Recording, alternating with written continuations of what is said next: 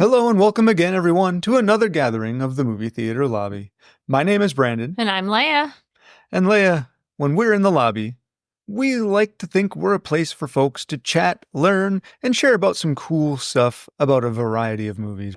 Yeah, Brandon, I think we've got a criminally underrated movie to get us launched into the December holiday spirit. This one takes place during the holidays, but isn't a holiday movie, so I think it's a good starting place. Important distinction. Yes. Yeah, we don't want to start the whole, is this a Christmas movie debate. This isn't a Christmas This is certainly not a Christmas movie. But now you listen up. Take a seat, pal. The kind of tale I'm about to drop on you ain't the sort you hear in the Sunday paper or on your radio. It's got teeth, shadows, and the kind of twists that'll make you question the very floor beneath your feet. So sit tight, clam up, and listen good. There's a story coming your way about two dicks and a dame that get wrapped up in a dirty little caper that left a mark on this city. And we've got a front row seat to the whole damn thing. You might not like what you hear, but trust us, it's the truth. And sometimes that's the hardest pill to swallow. Brandon, what are you doing? Leia, you know, I've always wanted to be a noir private detective. Really? Right? Yeah, you know, it comes and goes. Maybe I know more about how I've always wanted so. to be rather than you. To indulge that forever fantasy, I've ordered this cool detective starter kit. Oh, boy. It came with a tumbler glass. Oh, boy. Of course, for the whiskey and bourbon, a pack of cigarettes, which I'm probably just going to toss out, a fedora, Oh, okay. trench coat, and this neat noir slang dictionary. It also had a little note that said to keep my peepers peeled for the cat with the wire on the case, whatever that means. I mean, I'll let you keep the trench coats. Okay. It's nice. Yeah, that is pretty cool. So, I mean, that whole thing, it's fun. I get the appeal. Right. But for the sake of our lobby friends, think you could restrain yourself while we talk about our movie this week? Yeah. I just don't want to see people get lost or glaze over while you try to compose like every single sentence. Yeah, you're right. Yeah. It will take me a while to get through things if I try to figure out how to be an old-timey detective. So yeah, for the good of our friends here, I'll drop the act in just a moment. So sit back, dip your bill, and put on your feed bag here in the picture house as we give you the lay about... Kiss, kiss, bang, bang. Clearly I'm interrupting. I feel badly. What are you drinking? Bad. Bad. Sorry, You feel bad. bad. Badly is an adverb, so to say you feel badly would be saying that the mechanism which allows you to feel is broken. Right. Kiss, kiss, bang, bang. A comedy crime, noir-ish detective film released in 2005, right? Let's kind of go over the plot just a little bit to get people into the particulars of where we're at for those who haven't seen the film. Yes, absolutely. Which, in this case, seems kind of likely, right? Yeah. It's not super well known. No, it should be. But it's It not. should be. Yeah, absolutely. But for those of you who are not familiar with it, we'll get you caught up. Those of you who are, maybe you'll like the little refresher rundown. Our story is set by opening with a local fair, pie-eating contests, carnival games, and a magician performance. This is where we meet the young Harold the Great. Harold the Great. He presents a young girl in a box, who smiles gleefully as another boy stands at her feet and revs up a chainsaw.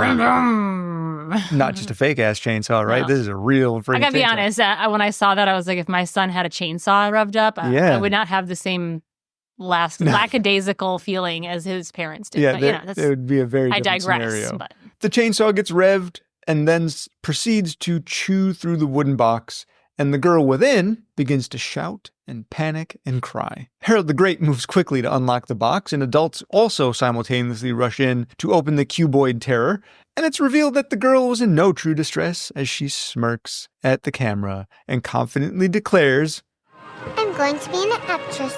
right. Absolutely.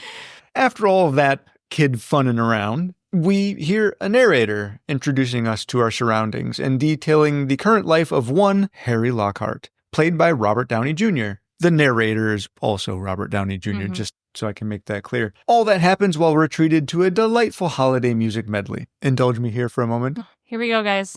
Harrator introduces us to Harry the narrator. Harry the just narrator. in case you didn't get that. Okay, continue. Harrator. Harrator That's me there. My name's Harry Lockhart. I'll be your narrator. introduces us to his producer, Dabney Shaw, and to a charmingly dashing Perry Van Shrike, a.k.a. Gay Gay Perry. Perry. Right. Played by Val Kilmer. The man with him is Perry Van Shrike, a.k.a. Gay Perry. Honest-to-God private eye consultant film, TV, just incorporated. He's big time. Also, he's gay. Perry is a private detective / consultant who's hired to give Harry some experience and insight as to how to play a detective for an upcoming role. We then get thrown back into a flashback. Not too long ago, but far enough, where Harry finds himself in a closed toy store with an accomplice as they are mid-burglary when the alarm sounds and the would-be criminals hot-footed away. Unfortunately for them, they are stopped in an alley by a bystander who pulls a gun on them and threatens to call the cops. When suddenly she shoots Harry's criminal partner and Harry legs it once again, only to be cornered by the police. Desperate for a way out, Harry ducks into an open building which just so happens to be holding auditions for a role in a film. The producers mistake Harry for an actor and ask him to read for the part. Coincidentally, the role he reads is as a criminal who had accidentally gotten his partner killed. I didn't want him to come in, and he insisted. I said, "You gotta stay at home," but he doesn't listen. He's such a stupid son of a bitch. Weird. So uncanny. Yeah, the universal coordination that has to come together to make that happen is insane, but we'll go with it. We're in a movie here. It's okay. All of that to which Harry reacts very emotionally, having just experienced that near exact situation. The producers, the casting directors, all look on with disbelief, believing Harry to be brimming with talent. And on the spot, they hire him and send him to LA to take the role. Finally, back in the present, we're introduced to our last major character, Harmony Lane. Harmony Faith Lane was your typical LA girl, which means she wasn't from there. We get another flashback with some insight to Harmony's childhood and how she managed to get to LA, where she is attending the same party as Harry. We travel now through a series of various assaults, some more minor character introductions, much more fast talking and wisecracking, lessons in grammar, some bar pickup attempts, and a fateful reunion between Harold the Great and the confident, aspiring actress from the opening of the story, Harmony and Harold reunited. After some almost date shenanigans and mix-ups, Perry takes Harry on a private detective stakeout, and the duo witness a murder most foul and inadvertently get mixed up in quite the kooky caper. While our fast-talking, hard-boiled protagonists avoid danger at every turn, elude criminals and scandals, and put the pieces together on a case chock-a-block with twists and turns, we should open our own case file and chat about this movie. Sounds great. That's it. That's the true story of what happened last Christmas.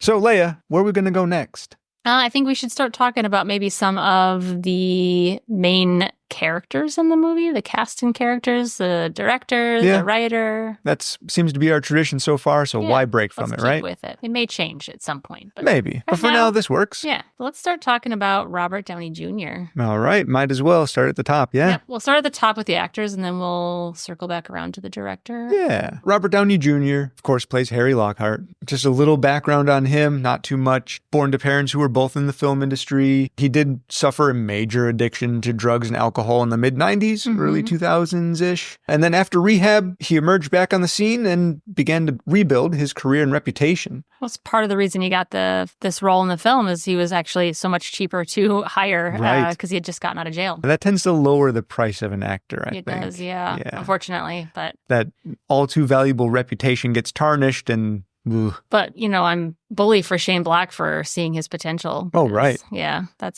it did him some justice. Yeah. I believe Robert Downey Jr. has even said on many occasions that his role in this movie was his ticket to getting the role in Iron Man. Back on the A-list and getting his role in Iron Man, yeah. One last thing to mention on Robert Downey Jr.'s background, just in relation to the whole drug and alcohol thing. It turns out his father, Robert Downey Sr., major alcoholic. Yeah, very alcoholic. And he is the one who introduced young Robert Downey Jr. at the age of 8. So 8 years old. Started back then. I'm not a marijuana hater by any means, but 8 years old. That's a little young. Fudge is wrong with people. Yeah. Let's give him another 10 years after that. Yeah, maybe. a little bit more. Just to kind of stay within the law, at least. Yeah. My God. Yeah. Robert Downey Jr., of course, his big breakout role came in a film called Less Than Zero, Natural Born Killers, for anyone who may be familiar with that one. Do we need to mention Iron Man? No, I think everybody, that's the film that made him. He is now forever affiliated with that role. Forever. Of course, Tropic Thunder, and Sherlock Holmes.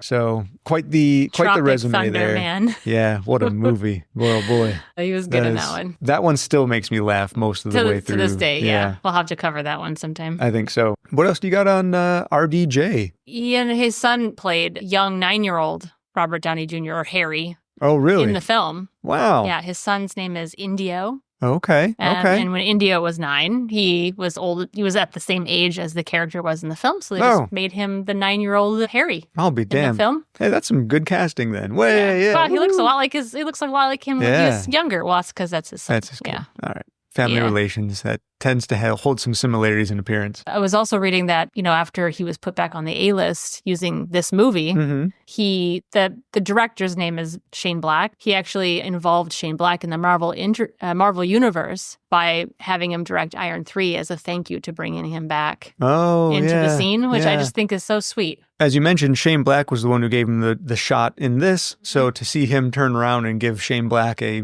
big Marvel spot. Major spot, yeah. I'd say that's definitely worth your investment if you're involved in film. Yeah. He's also been known to say that he was disappointed in this movie's earnings, which we'll talk about later. Yeah. But he credits this film with the success of him getting Iron Man because Jon Favreau actually saw his performance in this film. Uh-huh. And that's how he got the role in Iron Man. Yeah. And so even though this film didn't do as well as he, very disappointedly felt it did, it was ultimately what made him who he is today. Yeah. Which is just so cool. When you watch this movie, and especially when you listen to his narration, that is sort of Robert Downey Jr.'s trademark, is kind of fast talk. Yeah. And kind of smooth little wisecrackery. Yeah. And that's very much what Tony Stark is. Yeah. In the MCU, and you can definitely see that here for sure. That's all I have for Robert Downey Jr. Right. We should move on to Val Kilmer. Yeah, let's talk about Val. So Val Kilmer, who played Perry Van Shrike, Gay Perry, he got his kind of breakout role in the film Real Genius. Yep. Phenomenal film way back in the day.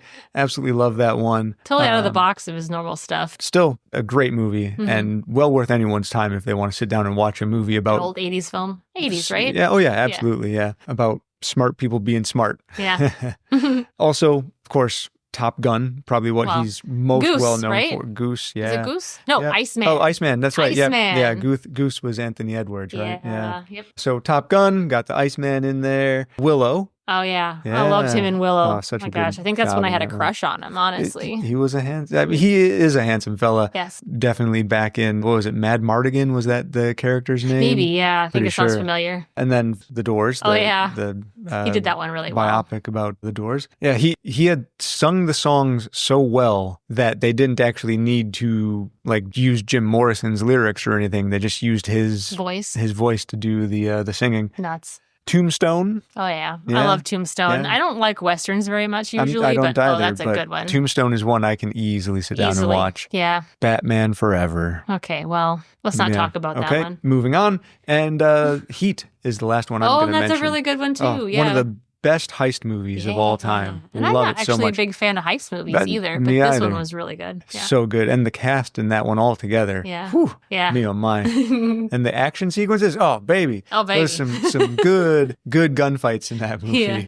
He was also in the movie Alexander, which he did just before this movie. Yeah. So he had to lose 50 pounds that he had gained for Alexander to fit into... Well, he had to be his Gay Perry. He's got to look good. Yeah, he had to be fit. That's right. Tucked. Way to go, Val. You sure did. Yeah. So, all right, please. What else? His role as Gay Perry, he wore Louis Vuitton shoes. Oh, okay. For forever. And there's some other things he did that he tried to method act his way into being gay. Right, of course, because that's, yeah. And I guess his son was totally embarrassed by it at the time, which is ludicrous by today's standards. Yeah, but, yeah. But whatever. Yeah, anyways, whatever. He method acted that, and his son was not impressed. I would in general feel weird around most people who stay stuck in character all day. Right? And it's your own dad? Yeah. I mean, just obviously I didn't grow up in theater or stage or movies or anything like that. So it would just be an unfamiliar situation to me, having not been around all of that. But I suppose if you're an actor, you may get used to that sort of thing. Maybe. He was long interested in actually doing a comedy film. You had mentioned a lot of films he was in. Mm-hmm.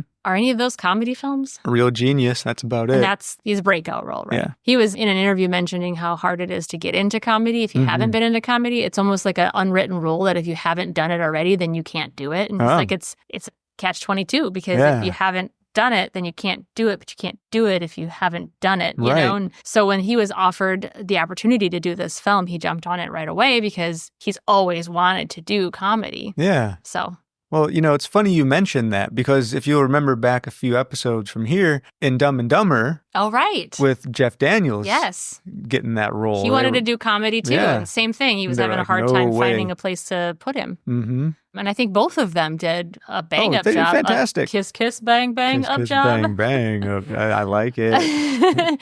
of doing a comedy performance. So Yeah. I don't think about that often. You see these actors in these roles for the same kind of roles over and over. You Yeah, think that's just get what they that want to do. typecast. But, maybe it's because they just can't get the role that they Yeah. want. Sometimes they just get stuck. Yeah. He tells people that he's responsible for giving Black the idea for the title Kiss, Kiss, Bang, Bang. Is that so? There was a lot of previous titles, and I didn't write them all down. They were at one point going to just call it Bang. Bang. Yeah. Plain and simple. Yeah, and Kilmer told Black, like, Kiss, Kiss, Bang, Bang would have more appeal. I couldn't substantiate that claim. Right. But that's what the word is, Huh. is that he helped him formulate that. There's other reasons for that title, which we'll go into later. Yeah. But Maybe he did genuinely give the idea for it. Maybe that idea came from the other reasons that may have inspired that idea. yeah. And one other thing I wanted to mention about Val Kilmer is that I don't know if anybody knows this, but we haven't seen him in a long time. It's been a bit. In 2015, he actually underwent chemo and 2 tracheotomies because he ended up with throat cancer. And so he doesn't look the same as he used to. No. He's ended up with the electronic voice box, so he doesn't even have his voice anymore. But on the upside, the technology these days, he's been working with a company, and I cannot remember the name of it, Sonic or something like that. Sure. Sonic. But they're working on technology to make his voice box sound like his voice. Oh, yeah. By using all of his old movies. That's certainly one of the benefits to having been in media for so long. For so long, is your Yeah. voice is everywhere, right? He's trying to get his voice back still. Well, hopefully he can. Because Stephen Hawking, a company had talked to him about possibly trying to find a way to get his voice back. And he said, no, this is my voice. This is my voice the now. robotic voice that he had. It was very synonymous with him at that With point. him. Yeah. That's all I have about Val Kilmer. All right. Well, let's kind of move down the list then, and we'll talk about Michelle Monaghan real quick. Yeah. She has a lot fewer accreditations to her listing, but she's pretty well known for being in Mission Impossible 3 and the subsequent films Ghost Protocol and Mission Impossible Fallout. She was in the movie Pixels, if anyone remembers that one. I remember it. Yeah, But I think I've seen it one time. Yeah, it's same. That's all I needed. Didn't go back to that well That's many all I times. needed. Oh, she was in Gone Baby Gone. And recently she was in the third entry in the X series, I guess you would call it, because it was X and then Pearl and then Maxine. So it's sort of a Sort of horror series? Ty West, I believe, is the director screenwriter on that one, and it stars Mia Goth in the lead role in each of those 3 films, even though she plays a different character in 2 of them. Michelle Monaghan played kind of a smaller role in that film. Yeah, she popped up in Maxine. Kind of runs out her listing there. I was reading a little bit about her, and she's a small town girl. Yeah, just a real interesting little bit about her that I had found. When she was 13, she had won a few blue ribbons for, do you want to take a... Was it hog wrestling? Yeah, hog wrestling. Wrestling. Yeah, a little wrestler. So that's interesting because she wasn't a girly girl. Yeah, she was wrestling hogs at 13, guys. Literally getting down into the muck. Yeah. She graduated from high school in Iowa, so I mean that makes sense. Okay, yeah. Little Iowa girl. Yeah. And she studied journalism for 3 years in Chicago. Oh, right next Good old door. Chicago. Yeah, Midwest all the way. Yeah. And then in order to pay for college, she actually went into modeling. Yeah, she's a very I can beautiful see that. woman. Yeah, she absolutely is. And then in 1999, she actually quit college and she moved to New York to work as a full-time fashion model. All right. And then shortly after that, that's when she made her debut in 2 episodes of a show called Young Americans. Okay. And then she also appeared in Law and Order. That was kind of her start into Hollywood. Yeah, have we done an episode No. yet that we haven't I don't think mentioned so. somebody in Law and Order or NCIS? Yes. If anybody's interested, this was Law and Order Special Victims Unit from 1999. Okay. But there's been so many that I just can't imagine that there is an actor or actress out there that has not been in Yeah. one of these. Yeah, I feel like I've gotten a call already to show up in one of those. I've been in one. Yeah, of course. A few even. Yeah. Anything else on? No, that's all I have on her. Yeah. Not as many accolades as Val and Robert, but it's Val and Robert. So So let's talk about Shane Black next. And then I don't know, did you write down anything about Brett Halliday? No, I didn't. I wrote a few things down just because I wanted a quick mention, a few little highlights about him as well. But let's talk about Shane Black. Okay. Because he's more directly, Brett Halliday is he's not directly related to the film. He's more of an indirect, but it's worth mentioning. So it's Shane Black. Shane Black, yeah. He's most known for writing the Lethal Weapon series and The Last Action Hero. So he's more known for being a writer in the first place. And for a time, he was the highest paid screenwriter in Hollywood. Yeah, and then he was an actor before he directed this film. He acted in The Predator. Yeah. So he was an actor too. If you remember in Predator, the first one with Arnold Schwarzenegger, most of the soldiers in that film were large fellas. Yeah. He was the small one. Yeah, he was. So Kiss Kiss Bang Bang was his directorial debut. Yeah, his first director gig. And he did a good job. When he wrote The Lethal Weapon, did you know he was only 22? He was real young when he sold that screenplay, which he made a lot of money on. And then he wanted to get in directing, but nobody wanted to give him a chance. So the guy actually originally purchased the screenplay for Lethal Weapon, was the one who actually gave him his first directorial debut for Kiss Kiss Bang Bang. Okay. So what goes around comes around, guys. Yeah, okay? yeah. What goes around comes around. It took him a few years. Don't burn your bridges. Yeah, but it seems like it paid off for him. So seems to have paid off in the long run. It was a long game. You mentioned the Lethal Weapon films, which he's known for writing. I think he had partial writing credits on 2, 3, and 4, maybe. Yeah. But he also wrote The Monster Squad. Oh, yeah. Yeah. Of course, Last Action Hero, which you mentioned. He did the screenplay on that one. Iron Man 3. Yeah. Of course, you mentioned that just previous. He directed Iron Man 3. But wrote and directed. Oh, did he write it too? Yeah, he did too. Wow. Yeah, pretty crazy, huh? Multifaceted. That yeah. man. And then in 2018, not the Predator movie that he acted in, but in 2018, he wrote and directed The Predator. Well, that comes around too. Look at that. Yeah. I will fully admit that was probably my least favorite of all Predator movies. Well, but probably had a different feel than the other Predator. Oh, it definitely did. It definitely way did. All right. Anything else you got on Shane Black? Yeah. So did you know that writers have trademarks? Like, yeah, most all of them writers do. have like Tarantino, a trademark. Of course. What's his trademark? Boy. He's got so many of them. Yeah. I don't know if we should really even bother going down that list. Squelchy sounds, that's a big one. Yeah, he likes those kind of fast-talking monologues and stuff like that. Yeah. Smart writing. His writer's trademark is the disarmed gunman. Okay. So there's a scene in the movie where a goon pulls a gun on Gay Perry, and Gay Perry has a dialogue and talks about, Well, in reality, the pros like about 5 feet of separation. Yeah. That's so the schmuck doesn't take the gun back and make it eat it. Has a scene somebody gets disarmed. Where somebody gets disarmed. I'm pretty sure it's in Lethal Weapon and Last Action Hero, and that's his traadmark. Yeah, so all right. If you're ever watching any of his movies, look for his trademark. Yeah, look for his little disarming action sequence. Yeah. And I was telling you that Val Kilmer came up with the title Kiss Kiss Bang Bang. Yeah. He actually said that he decided to call it Kiss Kiss Bang Bang because he felt it was and this is in quotes, a blunt and austere title. And he described how the plot was like half romantic comedy and half murder mystery. So he thought that Kiss Kiss Bang Bang sounded to fit nicely. Half romantic comedy, half murder mystery. Yeah. Yeah. Well, so it all kind of makes sense, the title. Yeah. It's funny you mentioned the half romantic, half actiony thing. Because when he wrote the initial script for this movie, it had nothing to do with crime. It had nothing to do with noir detective. It was strictly a romance between two young kids in LA. After a few drafts, he had received some feedback on it, and from writer-director James Brooks, I think was. Oh, is that okay? Yeah, thank James you, L. thank Brooks, you, because I'd forgotten who had said that. But he had been told that his scripts were losing focus, and this led him to, of course, punch it up with some action and murder. He was actually told by Brooks to imagine Jack Nicholson from As Good as It Gets, playing Nicholson's role in Chinatown. Wow. That's right. I had to think about that really long and hard. That's getting real meta there. It was getting really meta, yes. But he told him to think about that. So then that's when Black decided to mix it all up and throw in a little bit of murder. Yeah. That's interesting. So it was a risk that he decided to take, but I think the risk paid off. Yeah, I think so too. Yeah. The other risk that he had taken with the script is that he wrote the character of Gay Perry because he said he'd never seen the gay guy who knocks down the door, shoots everyone, and bails your ass out. Yeah. So he wanted to kind of put that character in the forefront of everyone's minds. Yeah. And he did play a badass. Yeah, he did. Total badass. Gay Perry was awesome. Yeah.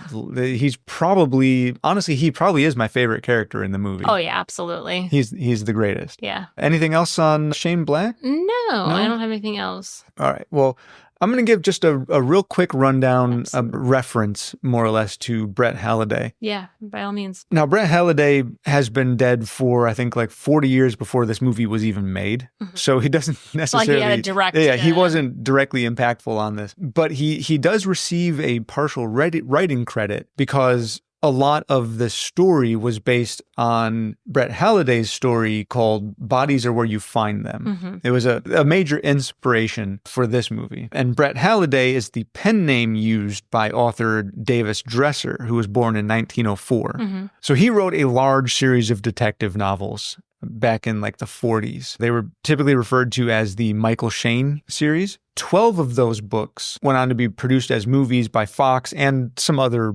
later production companies. Says a lot about a writer's ability to write. Yeah, I mean, it's no James Bond series, but it's damn close. Yeah. Right? So a few other things that I kind of want to mention just because I thought they were incredibly interesting. So Davis Dresser, Brett Halliday, when he was a boy, he lost an eye due to a mishap with some barbed wire. Ugh. So he wore an eye patch his entire life. That's so cool. So that's pretty crazy. I think I'd wear an eye patch if I lost an eye. Yeah, I might even do it just for fun.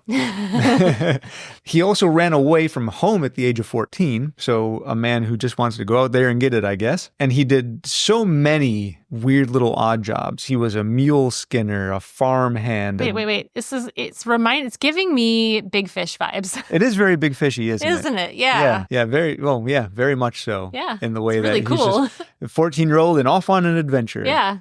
All these odd jobs. Yeah. A deckhand. He was in the cavalry for Texas. What? He worked in some California oil fields. He eventually went back to like the big city and went to engineering college where he got a certificate in civil engineering. Awesome. So he then worked as an engineer and something you might know a little something about, a surveyor. He was? He was. Awesome. Yeah. Before finally settling down and becoming an author. Surveyors are smart people. They certainly seem to be. Now, if only they can all sit down and write noir detective novels. I think we'd do a good job. Yeah, I think so. There's something about the surveying that really tweaks your brain your brain that way. But there's a lot of other things I could mention about his whole history as a publisher, and I'm just, this isn't the place for that. But he was, when you talk about somebody who from a young age just started to experience life, there is Davis Dresser or Brett Halliday for you. Yeah, that's really interesting. Yeah, no, I thought that was what a neat guy. Yeah, I when I was reading about him, I just didn't want to leave that out. I wonder if they have a biography about him. He might be an interesting guy to write a biography about. Somebody could make a really cool screenplay about his life, I'm sure. I'm trademarking that. Uh-oh. All right, get down to it. Okay. Let's see. Next year, we're going to... 2 chapters done, and then I'll put it down, never pick back up again. That's about right.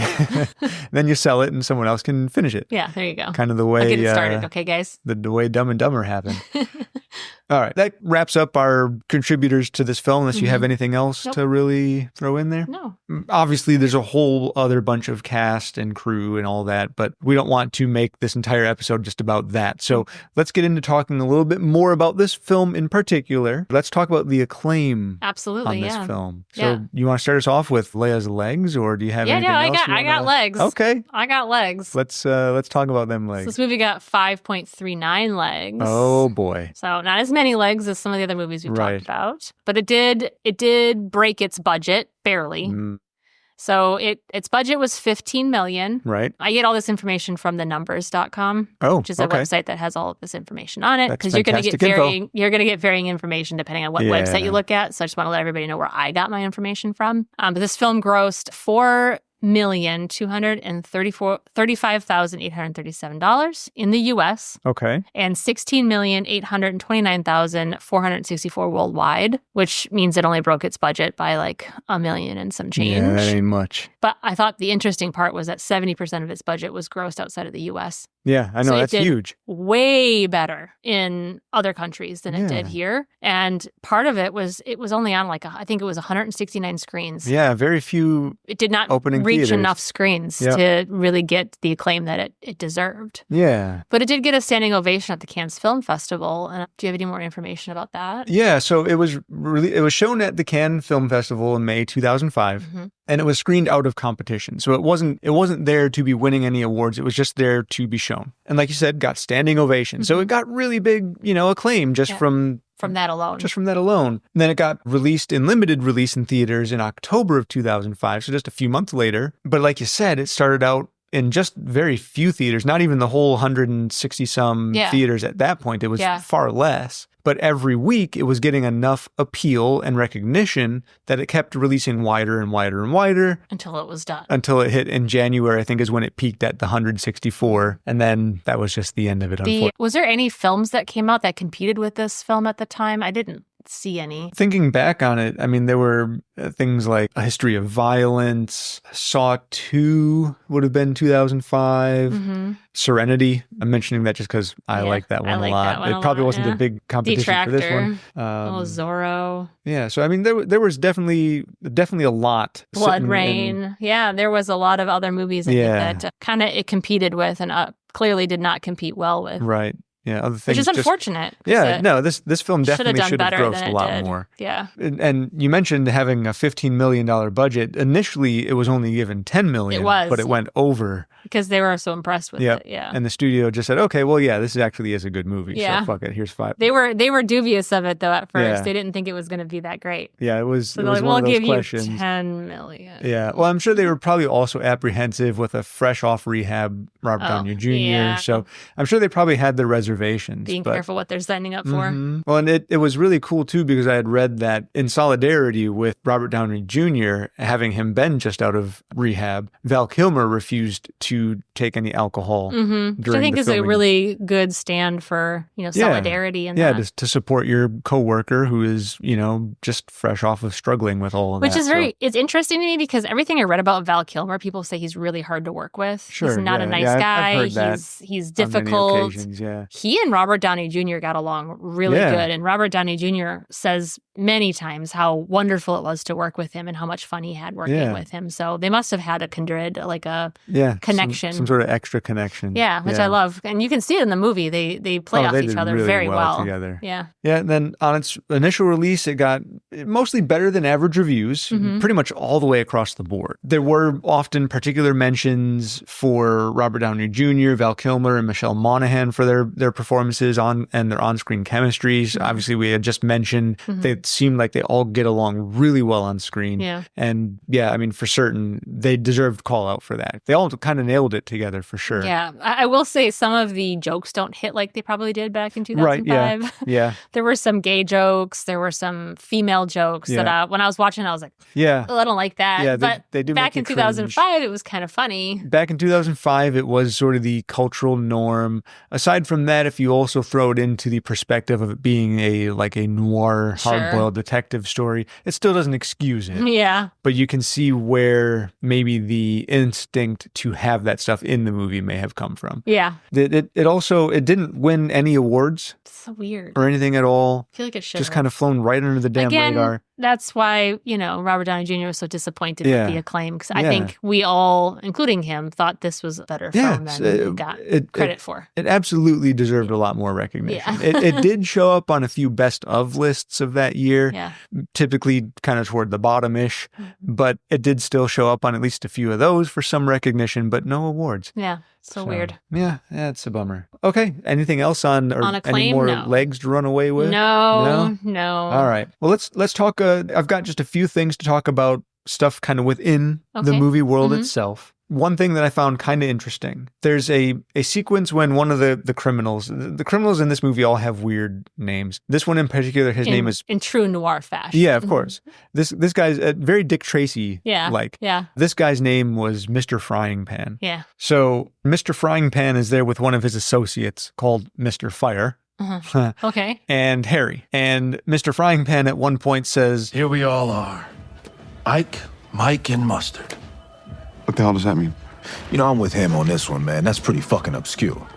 Horseshit. I hear that all the time. You do? Yeah, sure. Where, at the 1942 club? And even in the film, the characters all react to him like, what the hell are you what I thought the same. What does that mean at all? Ike, Mike, and Mustard were three sort of jokey characters that were in sort of the popular at the time lexicon of the world, culturally, like a cultural meme at the time, just a jokey meme, where it was sort of like the old thing, a rabbi, a priest, and Pirate, whatever, all walk into a bar. In this case, it's Ike, Mike, and Mustard, and then, some ridiculous scenario.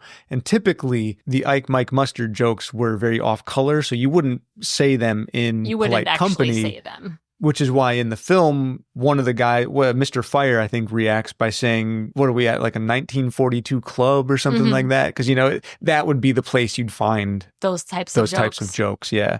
So, I thought that was kind of an interesting little obscure set, not current day pulp culture reference, but yeah. So Black actually screened a lot of 1960s detective classics, like Harper from 1966 and Point Blank from 1967. Okay. Before he drew his cast and crew for this film and, while he was preparing for this film.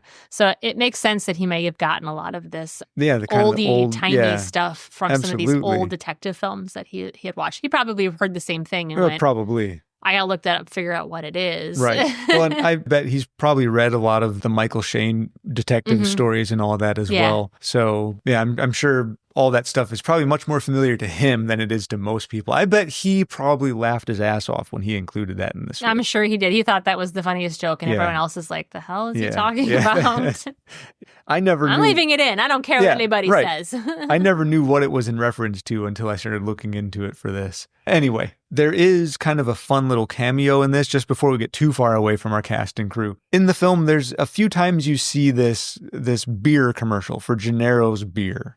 And there's a really poorly... I wouldn't have thought about at all. Yeah, no, kind of just, it's there and then it's gone. Yeah. And it's just part of the flow of the film. There's this poorly animated bear that at the end pops open a beer and you're like, what do I know? I'm just a bear. I prefer Gennaro's, but what do I know? I'm a bear. I suck the heads off fish. That is Lawrence Fishburne. Get out. Who plays the voice of that bear. Lawrence Fishburne. Lawrence Fishburne shows up simply to voice a bear in the commercial in the background. He's pretty popular by that point, so that's a big cameo. Just comes in to say we don't even know it. 3 words and then he's gone. Right. And doesn't even sound like him either. His voice is, like cartoony. It's like the deer in Get Out. The deer in Get Out with Jordan Peele. Exactly. And also, we were just talking about not long ago how maybe Shane Black had read a lot of the Mike Shea books.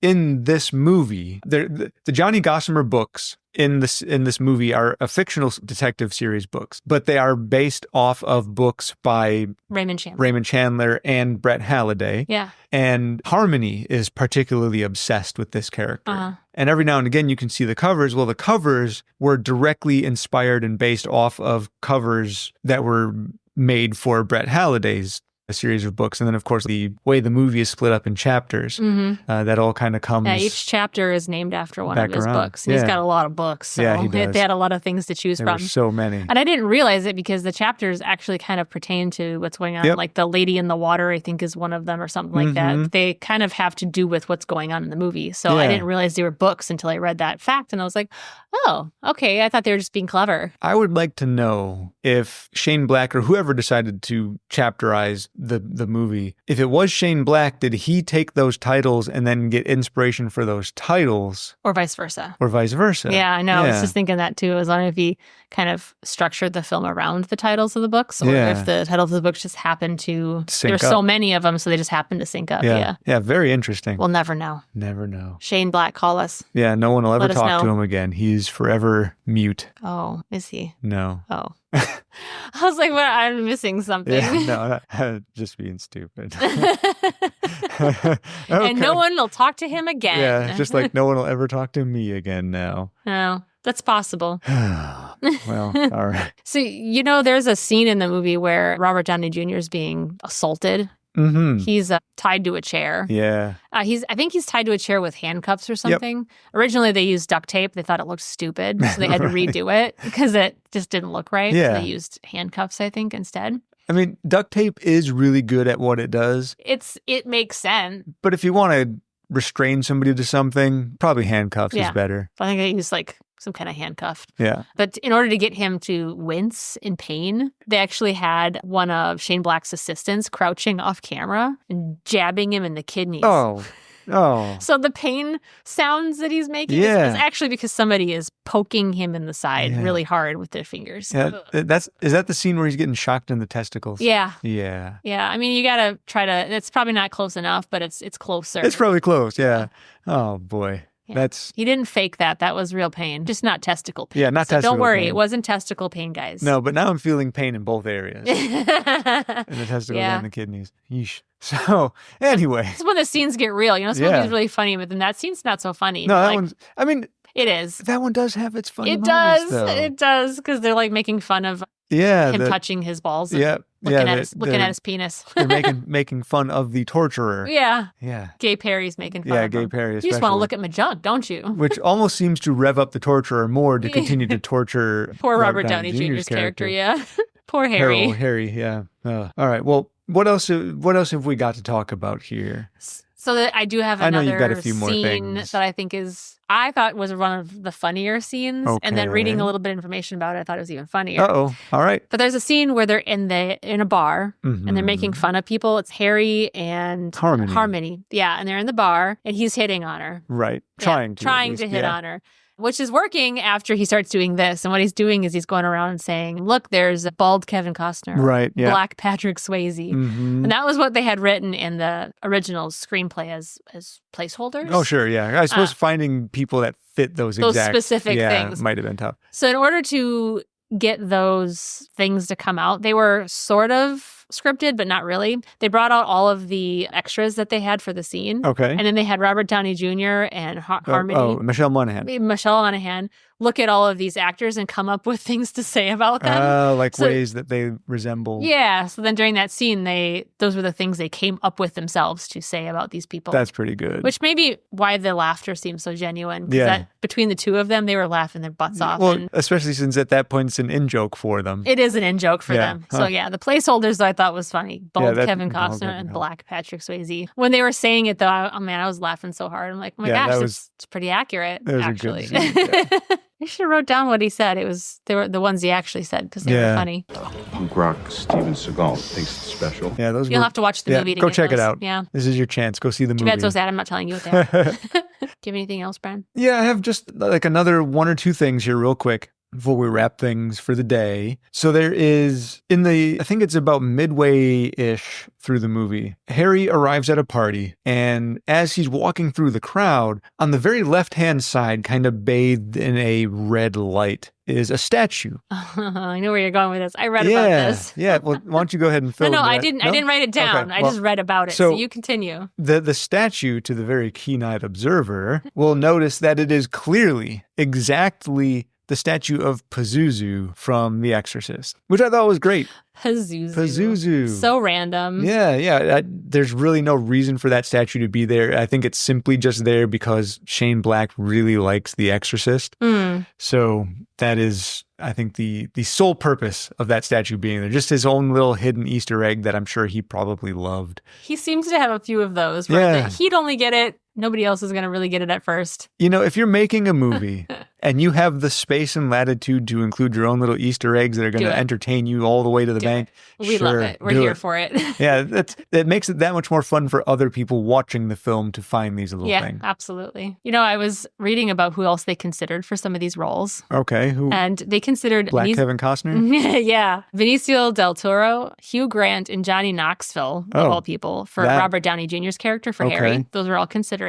And then Harrison Ford was actually considered for Val Kilmer's role as Gay Perry. He was. I think he ended up doing something else and wasn't able to do it. Same with Johnny Knoxville. He was doing something else and wasn't able to do it. Probably for the best. Yeah. But then, Robert Downey Jr. ended up, he was just out of prison. He was having a hard time. And he only ended up actually finding out about this role from his then girlfriend. Her name is Susan Levin. I believe they're married now. They are, yeah. But she was Joe Silver's assistant. And Joe Silver is the guy who bought his first screenplay for Lethal Weapon. So he's the guy who decided to produce Shane Black's Kiss Kiss Bang Bang, since he's also who bought like screenplays for Lethal Weapon and for Last Boy Scout. He bought Last Boy Scout too. Wow. Okay. Really like Shane Black's stuff then. Yeah. So the only reason he found out about Kiss Kiss Bang Bang was because his wife was the assistant to the guy who bought his screenplays. Wow. It just all came together. Yeah. Yes. Like you said before, don't burn those bridges. Don't man. burn them. You never know what's going to turn into a thing for you. Absolutely. Yeah. So that's all I have. All right. On Kiss Kiss Bang Bang. I've got one more thing, and then I've got two small little spoiler bits. All right. So the last thing I want to mention is we had talked earlier about the title of the movie and how that came about. Yeah. There's two other ways that title is relevant. Maybe they're direct inspirations for the title that Val Kilmer had come across. Maybe it's just... Yeah, I'm not really sure what came before who the chicken hell and the knows? egg at this point, but... Regardless, on the soundtrack to the 1965 movie Thunderball, James Bond film, on the soundtrack, there is a song titled Mr. Kiss Kiss Bang Bang. Oh, okay. Yeah. That title is literally a connection there. Whether or not that's where the inspiration came from or just maybe passively Val Kilmer had... I'm sure Val Kilmer probably knew the title at some point, and maybe he had just gotten the thought from that. Well, Kiss Kiss Bang Bang is actually a title that shows up in 1960s overseas slang for spy movies. Yeah. And it's especially Bond movies, which makes sense. So I don't know if that song come out before the Bond movies did, or did it come out around the same time as the Bond movies? That one was made for Thunderball. Oh, okay. Yep. All right. So that makes sense then. So, but it was more of an overseas slang for spy movies. It wasn't really something we used here. Yeah, real big in Japan especially, and I think some parts of Europe as well, right? Yeah, but for some reason just didn't catch on here, but around the world. We're working on it. We're a little island over now. Here, I guess. It's going to catch on now. Right now. From this point forward. From this point forward, you guys know. When we talk about a James Bond movie or when we say Kiss Kiss Bang Bang, thriller, you know what we mean. Yep.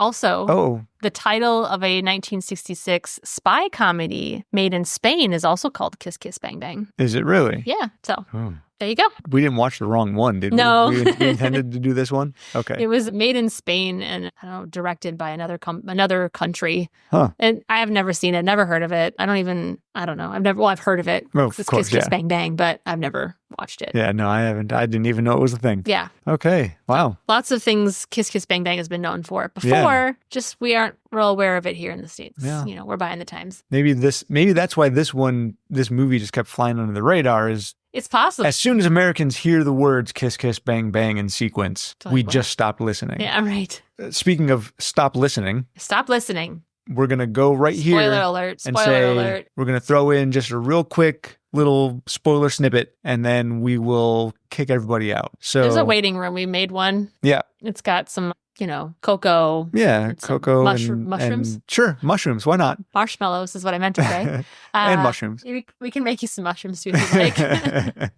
I like a good mushroom. For those who don't like marshmallows, we have the mushroom option. Mushroom option for your cocoa. And there's some cookies in there. So of course, yeah. Step aside into this room, soundproof. It's December. We don't want to kick you out into the snow and the cold. No. So enjoy the cocoa and marshmallows and mushrooms.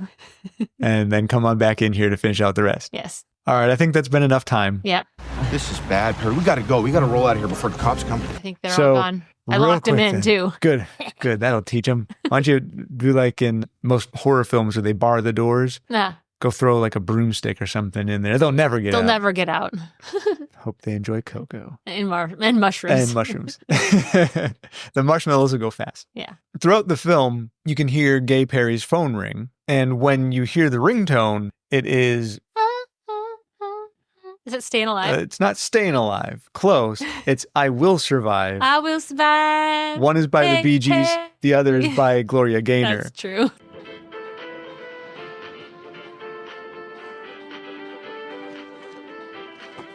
My bad. That's all right. I You almost thought I was right, didn't you? For a minute, I almost convinced you. So that ringtone is appropriate given the fact that toward the end of the film, Perry ends up in a situation where, to the viewer, it looks like he dies. He may have died. I mean, we don't know at that point. But cut a little bit later, he's alive again. Of course he is. So he's a badass. I will survive. Hey. That's right. That's the one. One more quick little reference to the fact that Perry doesn't die. The whole fact that he doesn't may be Shane Black's way. In fact, probably almost is if you look at the narration surrounding the event. When Harry mentions Perry being alive when he's in the hospital. In movies where the studio gets all paranoid about a downer ending, so like the guy shows up, he's magically alive on crutches. I hate that. Mm-hmm. And the studio insists that you not kill a character. Think this is what happened? I think it is because in Lethal Weapon 2, the script that Shane Black wrote, Mel Gibson's character Riggs was supposed to die. The studio didn't like that. So they said, nope, you can't kill him. He does not die. He's now alive. So Shane Black had to change the script to leave Riggs alive. Do you think he did that on purpose then for Kiss Kiss Bang Bang, or do you think the studio just made him do it? No, I think he did it on purpose as an homage to as a that sort legacy. As a sort of a thumbing to the studio, being like, okay, I think it's his way of saying, I wanted to kill Riggs. Studio didn't want me to. So surprise, here he is. How weird is this? Yeah, It's so kind of weird, isn't now it? I'm making fun of this whole thing. I like that jab. Yeah, That's I thought good. that was pretty cool too. Yeah. So yeah, with the FU to the studio there, Leia, do you think we're wrapping stuff up here? Yeah, I think we had a great conversation today. It was fun, informative, and a fantastic adventure on top of all of that. You're right. Yeah, when we gay Perry, Harry, oh boy, did we met some great shenanigans. characters. Yeah. Yes. I think it's time to close up the lobby for this week. What do you say? Fully agree. Let's let the people out of the spoiler room real quick. Okay. Yeah. Because the hour's getting late. Okay. You can come out now. Yeah, come on. Yeah, there you go. No, oh, that's right. Hold on. Oh yeah, unlock. All right, now you can come out. There we go. Come on out. Yeah, Sorry about that. Forgot that the broom was in the handle. Yeah, that was impromptu. I shouldn't have suggested Shouldn't have that. suggested that. Oh, that was a man. bad decision. All right. Well, as our friends kind of walk past us here to just listen to what we got to say. Oh, hey, excuse me, sir. Wow, Leia, how rude was that guy? He just ran into me and he pushed this. Oh, I got this manila folder in my hand. Hey. Okay, Leia, look at this. Oh, B. This is an entire dossier and profile about a murder victim and its suspects. Right. It also says the stoolie gave up the goods, and now it's up to you to ankle on over and catch the button man before he can make a clean sneak. Yeah. Go to... Wait, let's not broadcast the rest of this. We got to go, right? Yeah. Okay. Yeah. I am not going to miss this opportunity. This is fantasy come to life. So come on, partner. Let's crack this case. Before we go, though, maybe we should tell people to check out the movie theater lobby, themovietheaterlobby.com. Check out the movie theater lobby on Facebook and YouTube. We have some cool stuff over on YouTube that we don't have up on the podcast feed. But also check out the movie lobby on Instagram because of the whole blah, blah, blah long name thing. Or don't forget to email us at themovietheaterlobby@gmail.com. And if you really want to, you can contact me, Brandon McLeavy, on Facebook. Just look for that name. And over on Instagram at BrandJNRP. And Leia, how about you? Oh, you can find me at LM Nerd Room on all the previous mentioned things. Yeah, you made yours easy. I and did. I didn't make mine easy. And lmnerdroom@gmail.com if you want to give me an email. Oh, yeah. You can give us some ratings, reviews. Please subscribe anywhere and everywhere you listen to us. Right. Yes, please. You can use that. You can utilize our website to find where all of our podcast locations are. Right. And you can rate all of those as well if you want. You don't have to stop at one. No. You can rate them all. You can even just not listen to them. You could just rate them just up. rate them. That's them cool, up. too. Listen to one of them, though, at least. Yeah, at least. Yeah, I mean, the actual listen does help. it does help, yeah. Help us grow. Enable us to do more by spreading our little podcast around. Yeah. Tell your friends, family, coworkers, people on the street even. Yeah. Be like, this podcast that you're listening to. Check out this thing. It won't be weird, I promise. Well, maybe at first, but after that, it'll get real easy. It'll get easy. All right, Leia, let's go crack this case. Let's shut down the lobby. And of course, thanks to everyone for listening and giving us your ever so precious time and attention. And I can never leave here without saying thank you, Leia. And I can never leave without saying thank you, Brandon. And we'll see you all next week at the movie theater lobby. Friendship is What are you doing? Is sacred. I'm just trying to wrap up the movie and leave the people with a message. And I've got a message for you. All right. Get your feet off my fucking desk. Sorry, I work for Perry now. And stop narrating. Arthur's Room. That's it. Please stay for the end credits. If you're wondering who the best boy is, it's someone's nephew. Don't forget to validate your parking. And for all of you good people in the Midwest, sorry we said fuck so much. Say goodnight. Thanks again, honest. Now go. Vanish.